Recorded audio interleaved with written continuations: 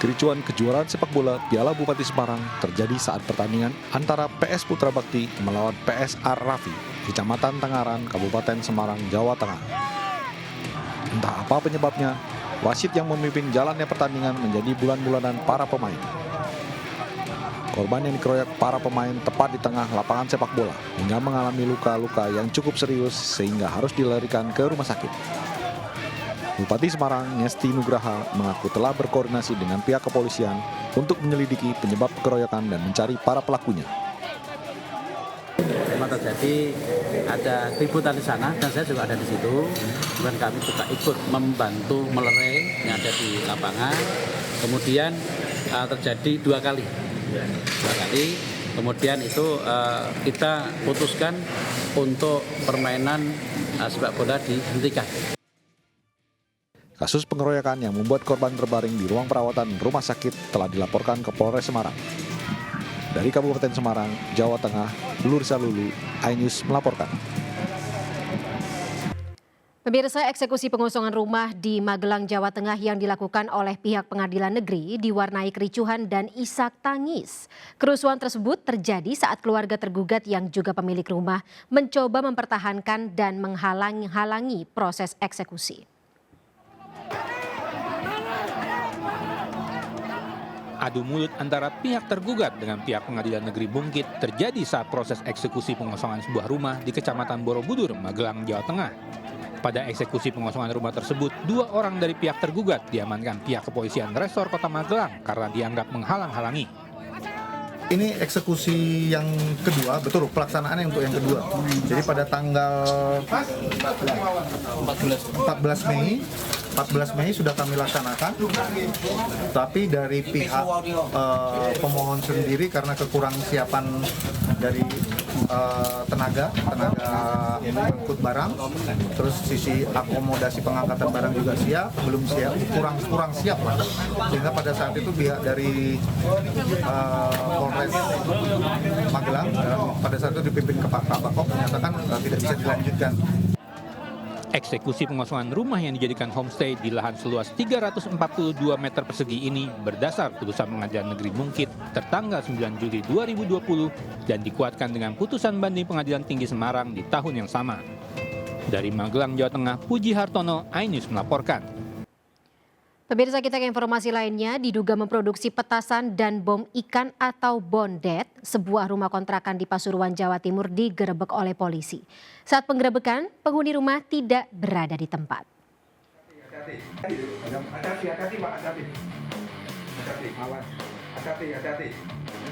Sebuah rumah kontrakan di Kecamatan Purwodadi, Kabupaten Pasuruan, Jawa Timur digerebek polisi.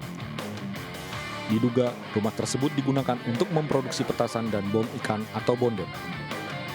Penggerebekan dilakukan polisi menindaklanjuti informasi dari masyarakat yang mencurigai aktivitas pemilik di rumah kontrakan. Saat penggerebekan, rumah tersebut dalam keadaan kosong karena pemilik rumah tak ada di rumah. Petugas hanya menemukan barang bukti antara lain 4 bondet, ratusan mercon, dan bahan-bahan pembuatnya. Masyarakat datang ke kami melaporkan bahwasanya telah dicurigai warga masyarakat setiap malam dia keluar masuk membawa mobil Brio putih namun untuk nopol tidak terdeteksi.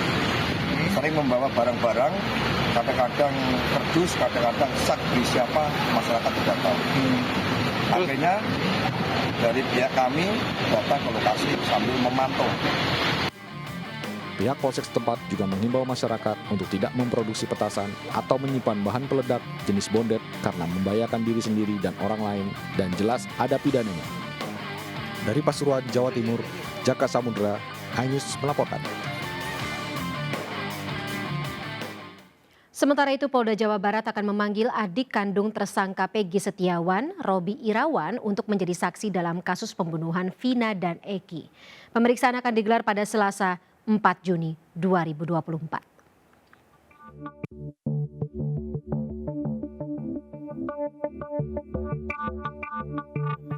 Penyidikan kasus pembunuhan Vina dan Eki terus bergulir. Kini Polda Jawa Barat telah mengirimkan surat pemanggilan terhadap adik kandung tersangka Peggy Setiawan, Robi Irawan, untuk menjalani pemeriksaan sebagai saksi atas kasus yang menyerat kakaknya. Surat pemanggilan Robi Irawan telah diterima keluarga Peggy di kediamannya di Blok Simaja, Desa Kepongpongan, Kecamatan Talun, Kabupaten Cirebon, Senin pagi.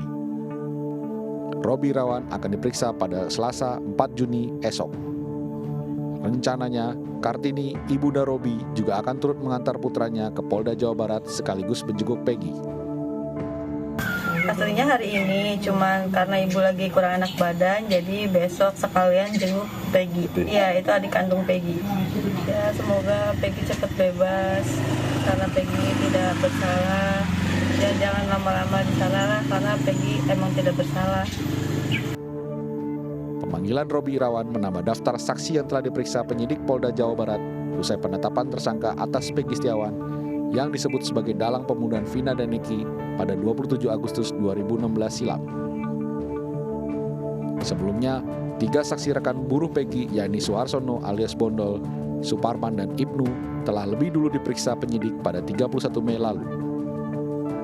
Ketiganya diberi 30 pertanyaan oleh penyidik terkait keberadaan Peggy Setiawan pada malam terjadinya pembunuhan 8 tahun lalu. Tim Liputan iNews melaporkan. Pemirsa, viral di media sosial rekaman seorang oknum TNI diduga menendang kepala warga di Deli Serdang, Sumatera Utara. Kemarahan oknum TNI tersebut diduga karena ia dan istrinya yang tengah hamil terjatuh karena ditabrak dari belakang.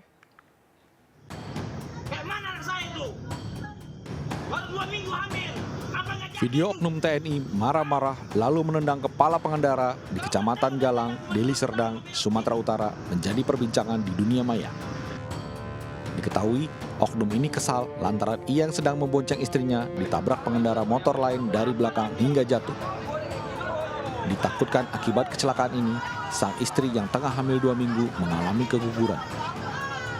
Masyarakat terpancing dengan sikap oknum TNI tersebut. Karena masyarakat menghalang-halangi supaya jangan ada pemukulan, dia nggak terima. Hingga saat ini, Komandan Batalion Oknum TNI tersebut belum bersedia memberikan keterangan. Namun informasi yang beredar, kasus ini telah diselesaikan melalui jalur perdamaian.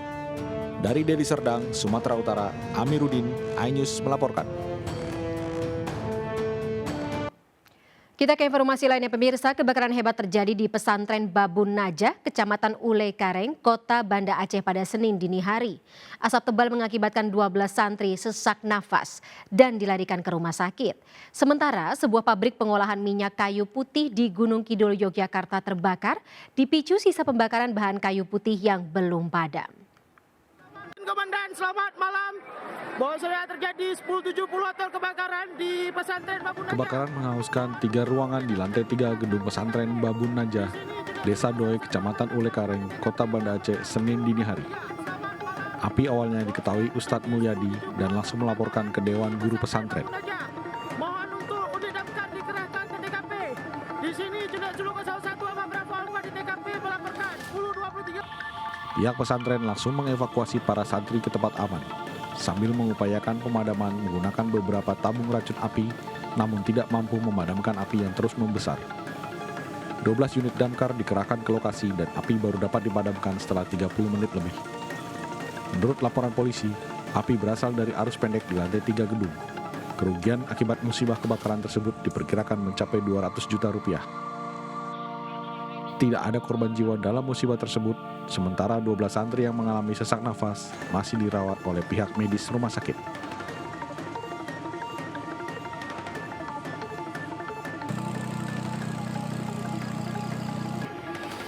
Video amatir yang merekam detik-detik saat pabrik pengolahan minyak kayu putih yang berada di kawasan Desa Gading, Kecamatan Pelayan, Kabupaten Gunung Kidul terbakar. Tempat tumpukan sampah. Kejadian berawal saat petugas penyulingan di kawasan tersebut melihat api yang menyala dari tempat penyulingan minyak kayu putih.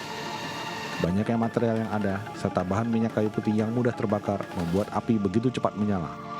Petugas terkendala karena banyaknya material limbah dan bahan kayu putih yang terbakar, terlebih bahan dan limbah kayu putih yang terbakar sangat susah dipadamkan.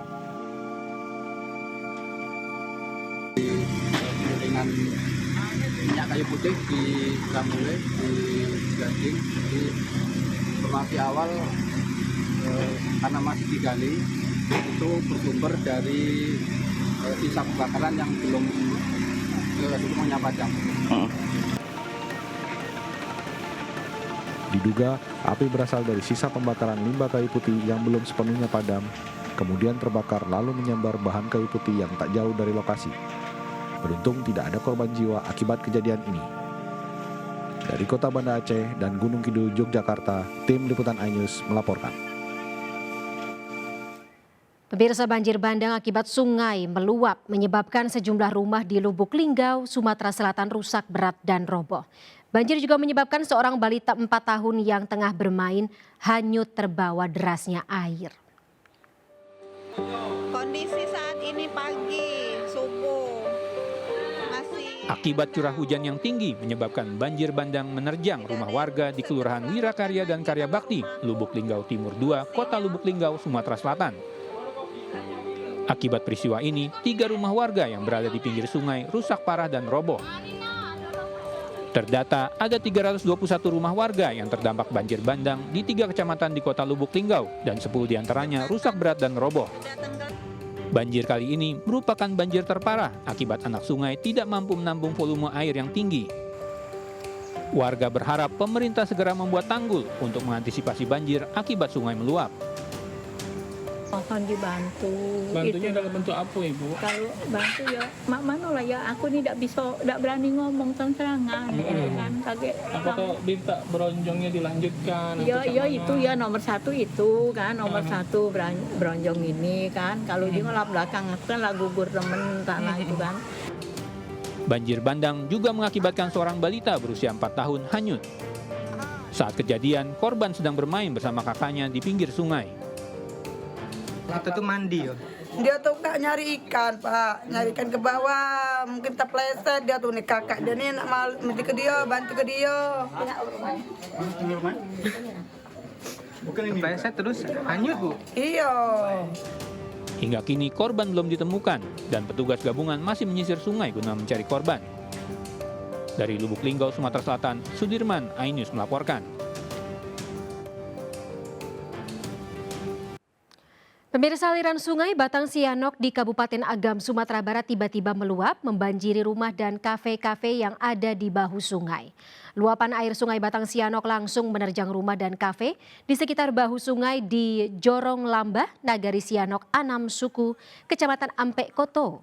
Saat kejadian itu, daerah Sianok tidak diguyur hujan. Banjir bandang ini diduga akibat ada longsoran tebing ngarai di wilayah hulu. Saat kejadian, ketinggian banjir di dalam rumah dan kafe berkisar 50 hingga 70 cm. Tidak ada korban jiwa dalam musibah ini. Terjangan banjir mengakibatkan setidaknya sebuah kafe rusak berat dan 5 unit rumah rusak ringan serta sedang.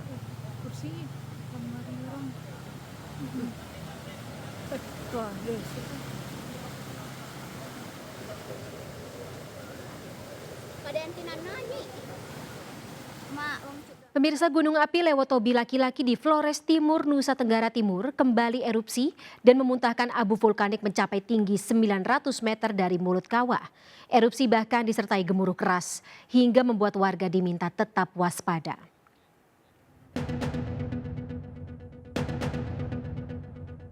Gunung Lewotobi, laki-laki yang berada di Kabupaten Flores Timur, NTT, pada Senin 3 Juni 2024 pukul 16 WITA kembali erupsi. Dengan ketinggian kolom abu teramati 2.484 meter di atas permukaan laut. Kolom abu berwarna putih, kelabu hingga coklat dengan intensitas tebal condong mengarah ke arah barat daya dan barat. Erupsi ini dengan amplitudo maksimum 47,3 mm dan berdurasi selama 8 menit 20 detik. Saat ini, Gunung Lewotobi laki-laki berada di pada status level 2 atau waspada. Sembur kan? Masih sembur. Tadi malam hujan abu vulkanik ya tadi? Iya, tadi malam mau sampai pagi. Abu vulkanik ya? Iya.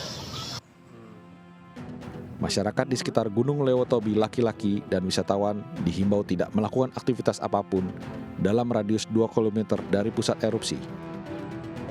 Hingga saat ini, warga masih beraktivitas saat gunung masih terjadi erupsi. Dari Flores Timur, Joni Nura, iNews melaporkan. Kita beralih ke informasi lainnya pemirsa, diduga mengemudi dengan kecepatan tinggi, satu unit mobil minibus melompati pembatas jalan hingga menabrak pohon. Sempat terdengar dentuman keras saat kecelakaan tunggal ini terjadi.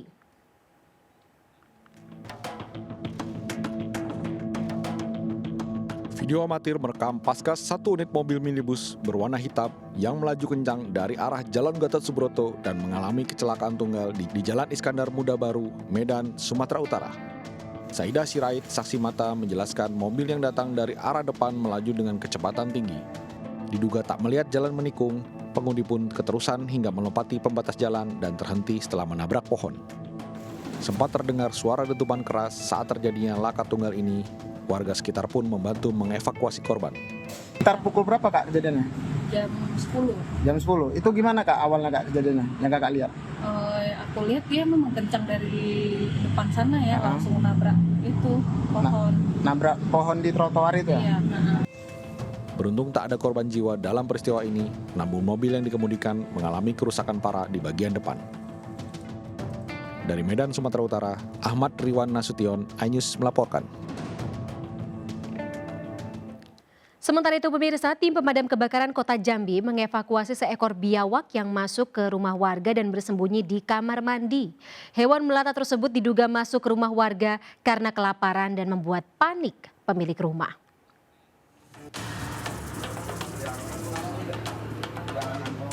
Dengan menggunakan peralatan lengkap, tim rescue Dinas Pemadam Kebakaran dan Penyelamatan Kota Jambi yang tiba di lokasi langsung mengevakuasi seekor biawak yang masuk rumah warga di Kelurahan Simpang 4 Sipin, Kecamatan Telainipura, Kota Jambi.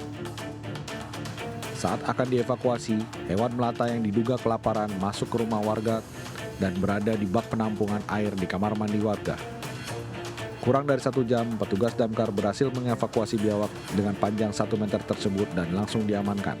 Evakuasi sempat menjadi tontonan warga di sekitar lokasi kejadian. Kadis Damkar dan Penyelamatan Kota Jambi, Mustari Afandi, mengatakan biawak dengan bobot mencapai 10 kg masuk ke dalam rumah warga diduga karena kelaparan dan ingin mencari mangsa. Tim rescue pemadam kebakaran dan penyelamatan menerima laporan dari warga adanya biawak yang masuk di dalam bak mandi dengan ukuran kurang lebih 80 cm atau sekitar 1 meter. Setelah berhasil dievakuasi, biawak tersebut dibawa ke Mako Damkartan Kota Jambi sebelum dilepas liarkan ke habitatnya yang jauh dari pemukiman warga. Dari Kota Jambi, Adrianus Susandra, iNews melaporkan. Kita ke informasi lainnya pemirsa, mantan kuasa hukum Syahrul Yassin Limpo, Febri Diansyah mengaku menerima honor 3,1 miliar rupiah saat menjadi pengacara SYL. Hakim Pengadilan Tipikor juga mencecar Febri terkait alasan mundur dari pengacara SYL. Mantan Kepala Biro Humas KPK, Febri Diansyah, bersaksi di sidang kasus dugaan pemerasan dan gratifikasi dengan terdakwa mantan Menteri Pertanian Syahrul Yassin Limpo. Dalam sidang, Febri mengaku mundur sebagai pengacara SYL karena pernah dicegah ke luar negeri usai diperiksa penyidik KPK. Febri kemudian tak lagi mendampingi SYL sejak pertengahan November 2023. Febri juga mengaku mendapat honor 3,1 miliar rupiah dari SYL selama mendampingi SYL. Kami memang mengklaster seperti itu. Ada bisa disebut risiko atau titik rawan. Ada yang sebenarnya itu masalah secara hukum, tapi kami lihat persoalannya sebenarnya berada di level administratif. Atau mungkin ada pelanggaran-pelanggaran tapi level pelanggarannya di administratif. SYL sebelumnya didakwa memeras anak buahnya di Kementan dan menerima gratifikasi senilai total 44,5 miliar rupiah. SYL didakwa bersama 2 anak buahnya, yakni Sekjen Kementan Nonaktif Kasdi dan Direktur Kementan Nonaktif Muhammad Hatta. Dari Jakarta, tim liputan iNews melaporkan.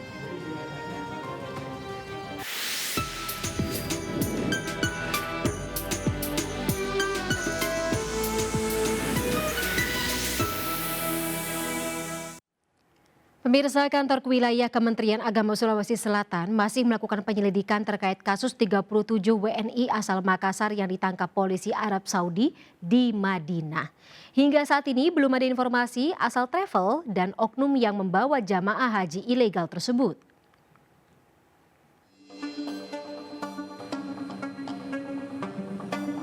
Kantor wilayah Kementerian Agama Sulawesi Selatan membenarkan adanya 37 WNI asal kota Makassar yang diamankan di Madinah oleh polisi Arab Saudi.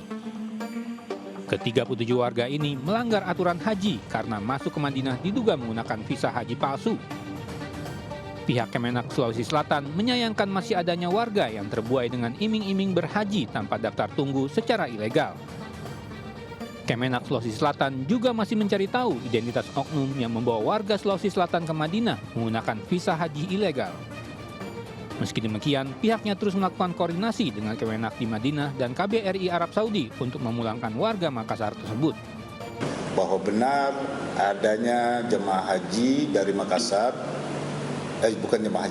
jemaah dari Makassar sebanyak 37 orang yang terjaring di Madinah. Mereka itu masuk lewat Doha, Qatar, terus masuk ke Riyadh, dan Riyadh naik bus menuju ke Madinah.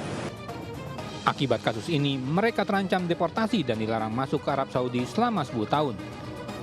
Dari Makassar, Sulawesi Selatan, Wahyu Ruslan, iNews melaporkan. Sementara itu ribuan jamaah calon haji asal Aceh mendapat dari sebuah lembaga dana wakaf Habib Bugak Asy di kota Makkah, Arab Saudi. Para jemaah menerima wakaf sebesar Rp1.500 atau setara dengan 6,5 juta rupiah dan mushaf Al-Quran.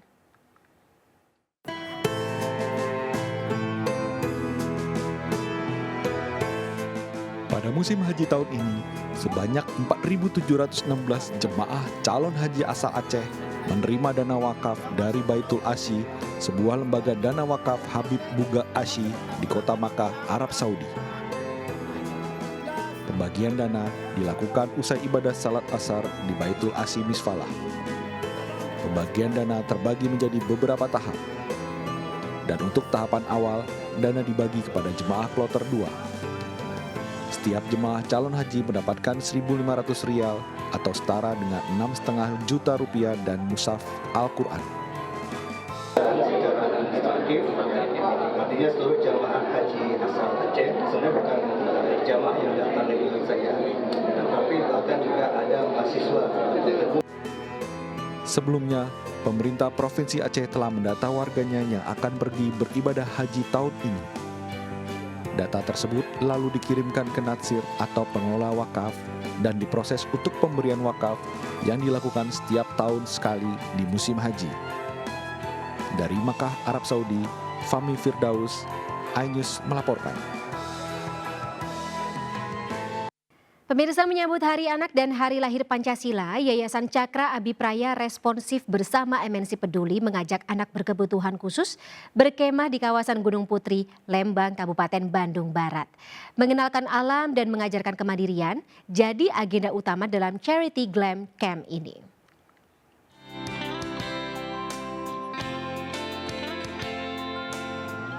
Inilah keseruan 50 anak berkebutuhan khusus yang mengikuti kegiatan Charity Glam Camp yang diselenggarakan oleh Yayasan Cakra Abipraya Responsif dan didukung oleh MNC Peduli.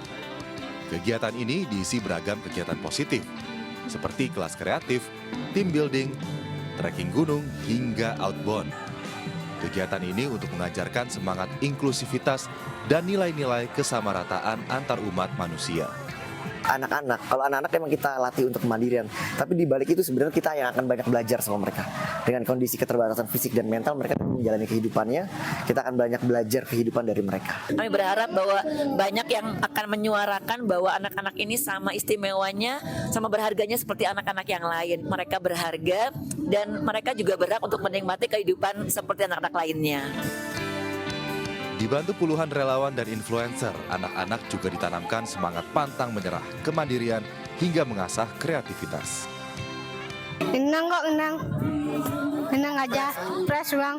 Sangat menyenangkan karena ya kita bisa naik gunung sama-sama. Jadi kan memberikan saya kesan untuk yang bukan kangen naik gunung itu sangat, naik gunung itu kayak gini ya. Jadi kayak ada rasa vibe yang baru lah yang bisa bikin happy juga.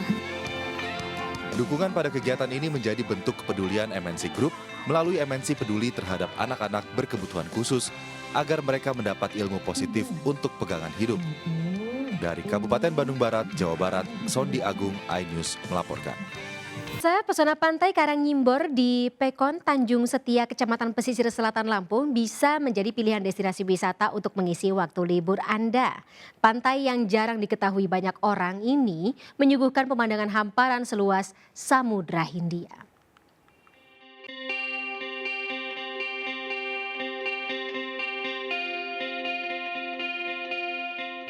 Popularitas Pantai Karangnimbor di Pekon Tanjung Setia ini memang tidak sesohor pantai-pantai lainnya yang ada di pesisir barat Lampung.